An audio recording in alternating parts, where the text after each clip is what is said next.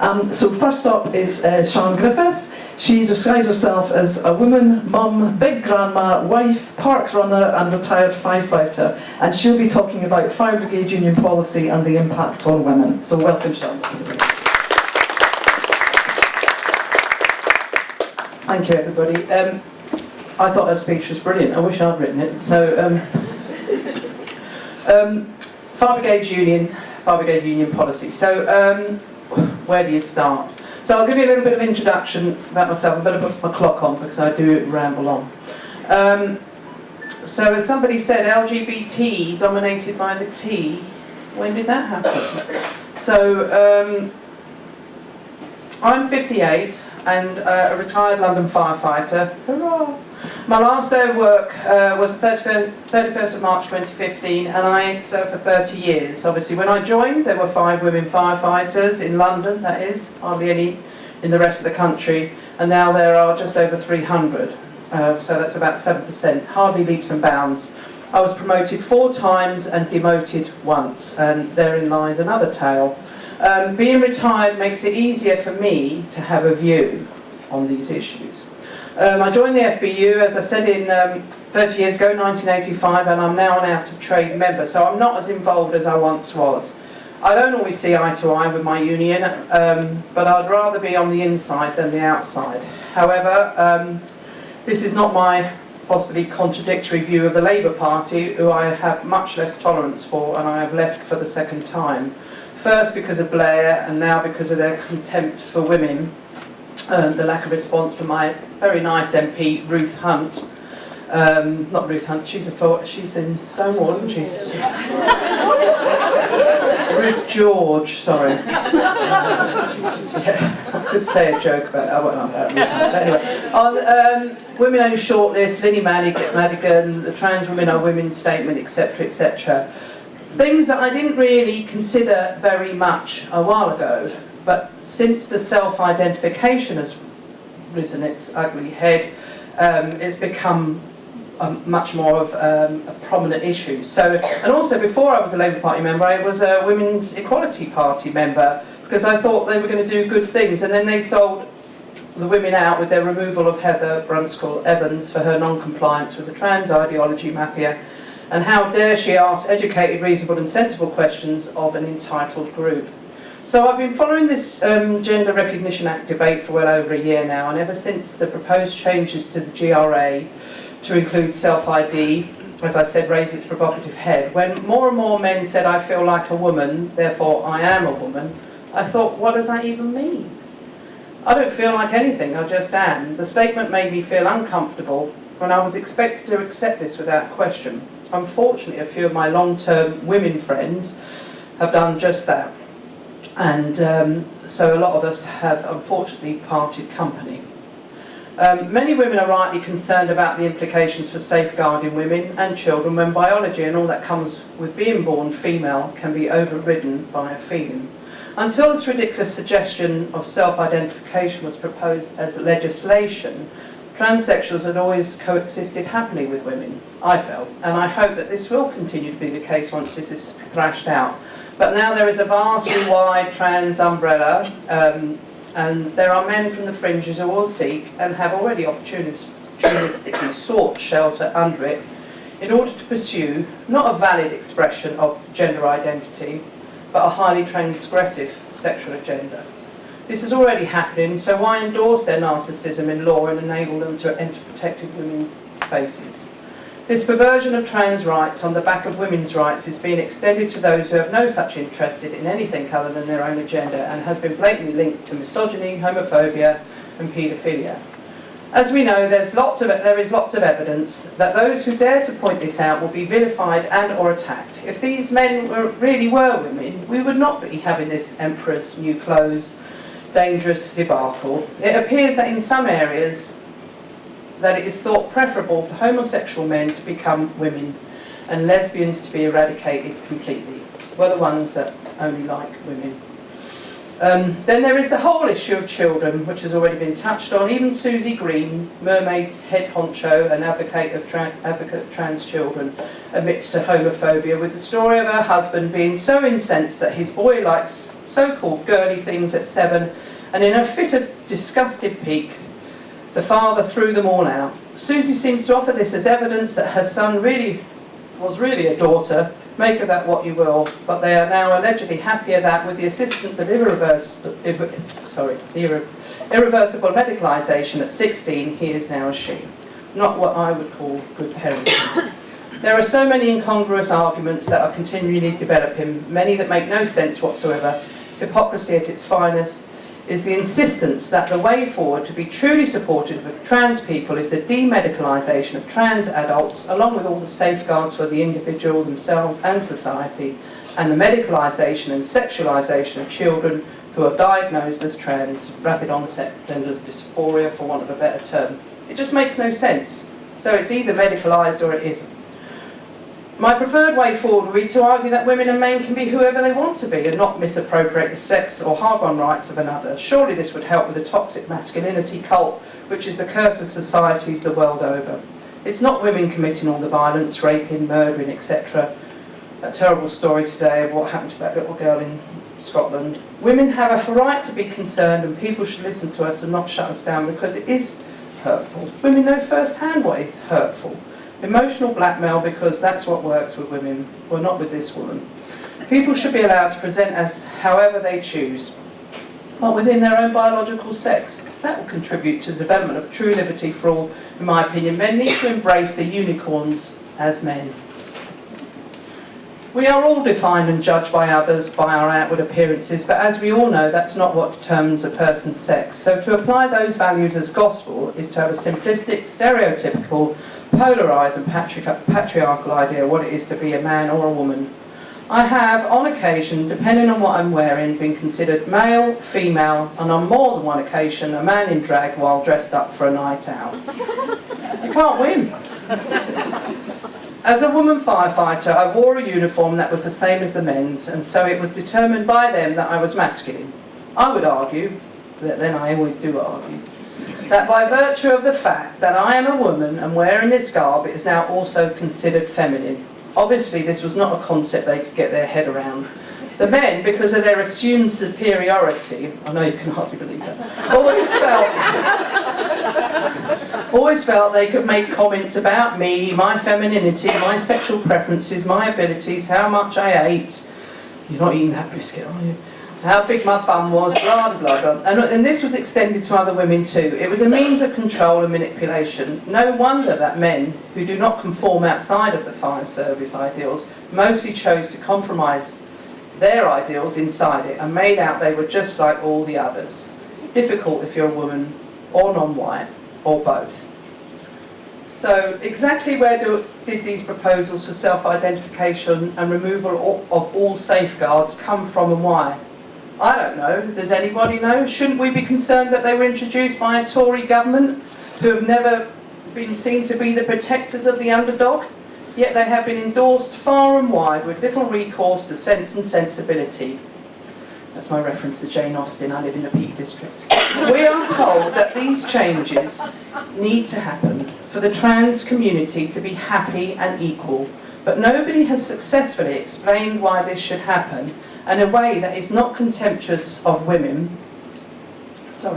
Why do they need to be changed at the expense of an already underrepresented group? Why not a different approach altogether?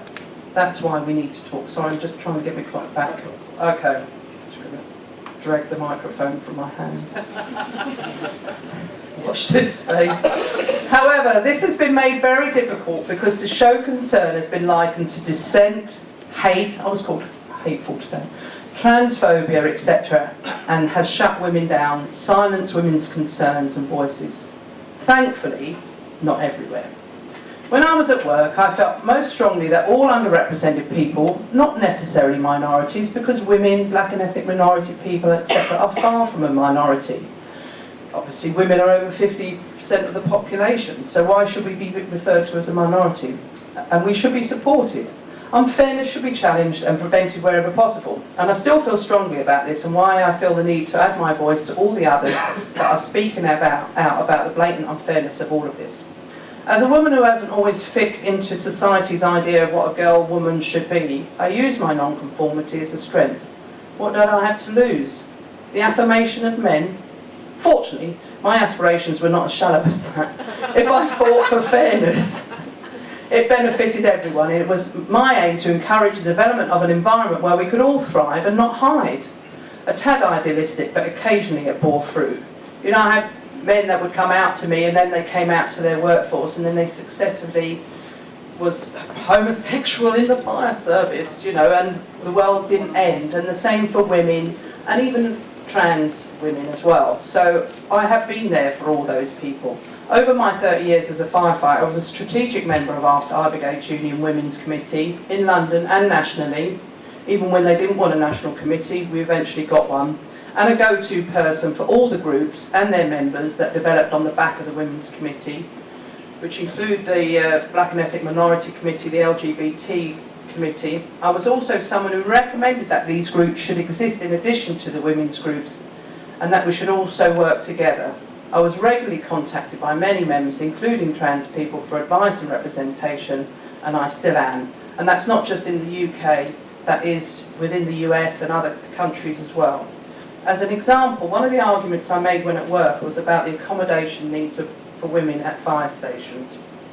But as you can imagine, there were many, many issues faced in such a male-dominated workplace. I'd need longer than 15 minutes and you would all be bored shitless, I know. But anyway, when I started work, women's facilities were few and far between. And when I say facilities, at fire stations, we're there 24/7. So we need to be able to wash, go to the toilet, sleep, change, all those things, come back from jobs, shower, etc., etc. So that we need a workplace that can facilitate that. And when we did have the facilities, we had to lock them, women did, because they would get abused by, not all of them, but some of the men. And the managers were not very good at managing the situation either.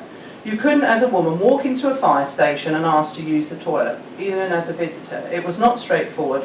I argued that this was an insult to women, workers and visitors alike, and a despicable indictment that the fire service did not take equality and fairness seriously. Whilst wanting to employ women to tick equality boxes, they could not fairly accommodate women. Management and education was what was needed, not for the women to be further inconvenienced over their conveniences. I said that any changes should ensure the privacy and dignity for all, not just for women, and that's what the eventual policy was called, privacy and dignity for all. I said that the workplace, which is predominantly male, should be future-proofed and should be able to accommodate everyone. If you were ever going to change to influence the critical mass, then we needed to change the fire station environment. That happened. They didn't have to share the space. It was a private space for everybody. It was how we accommodated officers. It wasn't a new concept, and it was extended to everybody. The shift system ensured that when on duty, station officers had their own private space, which they shared with three others, but never at the same time. So if we extended this to everybody, then the issue of being a man or a woman, those who needed to pray, change in private, especially for trans individuals and those of specific religious belief, express breast milk, deal with heavy periods and menopause, manage their insulin, kidney dialysis, these are all the things that happen to people at work, study, etc., could done so discreetly and in private. Women could be reassured that sex segregation would be available and would be maintained. Eventually we got this policy embraced and fire stations built to this standard. However, we then got an odious Tory chair called Brian Coleman who put a stop to everything. And so now, whilst we do have some fire stations in London and elsewhere that can cater privacy for all, now we have predominantly male spaces with a few spaces for women. So if there are too many women for the space, they have to sleep on the floor. Men abusing the women's facilities, tough shit. So if we have men self-identifying as women, then it will impact very detrimentally on the women firefighters already mean a resource and their privacy. Should women want to protest at the threat to their women-only spaces, it is made difficult, not only because of the change in legislation, if it happens, but also because of the stance of the trade unions. It appears that some fire services, while ignoring women for years and their workplace requirements, are jumping on the trans-inclusive bandwagon and recommending gender-neutral as opposed to single-sex facilities.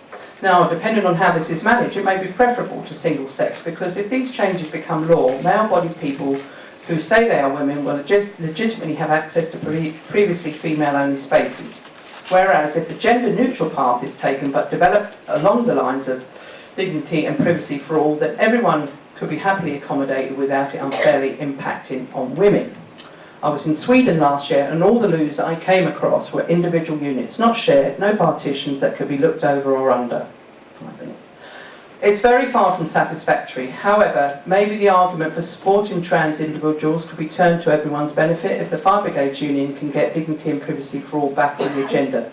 It could be served as best practice for other organisations too. A non-binary way forward, heaven forbid.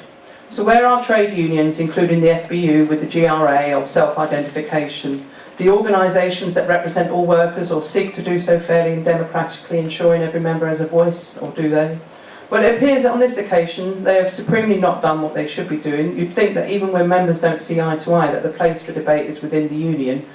Apparently not. Like the government, the TUC only consulted the trade unions' LGBT sections and committees, and then also, like the government, they only extended the consultation to other members when women got wind of what was being proposed and felt that their rights were being threatened. However, unlike the government, I don't think the trade unions actually carried out their consultation as thoroughly as the government. Well, they definitely didn't within the FBU. Many women members did not have a clue what was happening and what was being recommended that would impact on them and their hard-won rights. Last September, the TUC Congress, so confident and woke were they that self-ID was the way forward, they presented a motion entitled Support for Gender Self-Declaration. So that was motion 41, and you can find that online. It has been claimed by senior union officials that this motion was fairly and openly discussed within the workplace, and especially with the women members. It appears that this might have been a bit of a porcupine. I know this motion was not debated democratically with the women or the general members within the Fire Brigades Union, and from the information as I have gathered from other unions, it appears the same tactic for support was also adopted. The text may be well-meaning, but it's pithy, unsophisticated, inaccurate and contradictory. Unfortunately, apart from 3 abstentions, which included the FBU, I'm pleased to say this motion was carried unanimously. Anyone who tried to question its validity was shouted down and silenced. Comrades found it very difficult to challenge, and there was no honest and open debate. So they said that the Equality Act will include the single-sex exemptions. However, the single-sex exemptions will become null and void if a man can self-identify as a woman, because they will be a woman and be entitled to those single-sex exemptions. So they won't be protected characteristics, they will become unprotected. Within the FBU, it wasn't fairly discussed within the women's sections and at TUC, and we challenged this. And we challenged the Executive Council on this. Diane has a copy of the letter we sent them. But unfortunately, it was still voted through as a policy within the FBU. The one success we had was that it was not supported by the London Women's Committee, but it took some doing. The secretary resigned her position and walked out, so didn't end well. But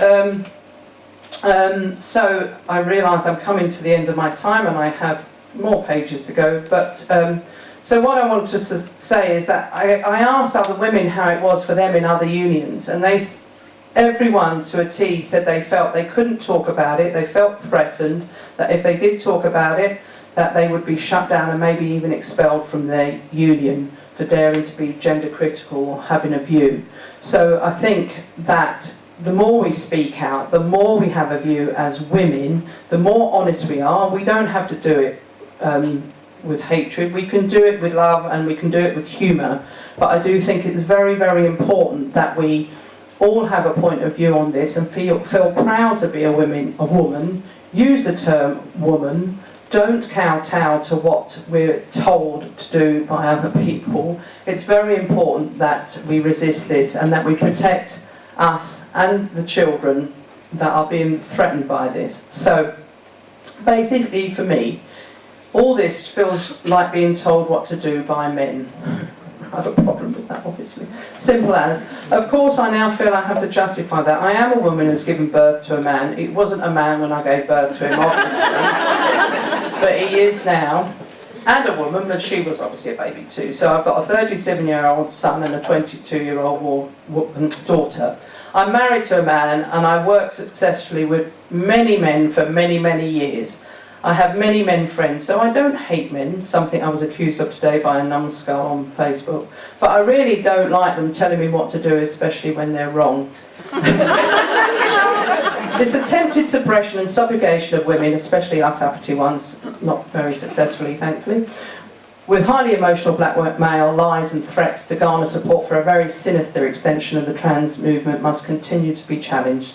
There is an underlying agenda that is yet to be revealed. We can turn this tide. Thank you.